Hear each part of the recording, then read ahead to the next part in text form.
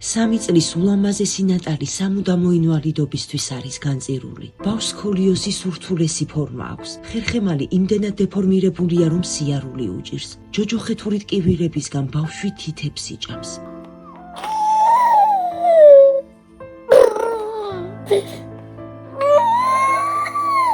გოგონამ 3 ურთულესი ოპერაცია გადაიტანა. ახლა კი სასწრაფოდ უნდა ჩაუტარდეს მეოთხე ოპერაცია ხერხემალზე. საჭიროა იმპლანტის შეთქმა. 20 ოქტომბერს ნატალის უკანასკნელი შანსი ეწრება. თუმცა ჩანიშნული ოპერაცია გაუქმდება თუ საბრალო დედა ოპერაციის თანხას ვერ მოაგროვებს.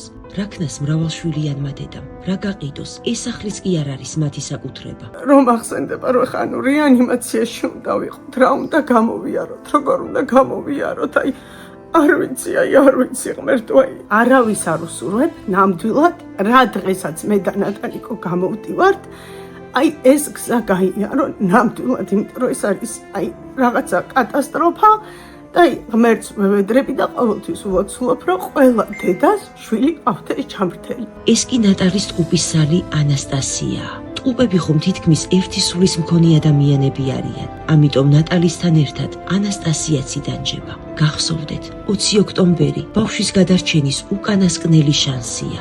დრო ძალიან ცოტა დარჩა. Ну, тирек, альбебо. Альбитирот, хубебо.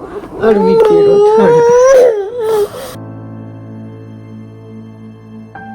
გადარიცხეთ ნებისმიერი თანხა ჩერნოვეცკის ფონდის ოფიციალური საიტის მეშვეობით.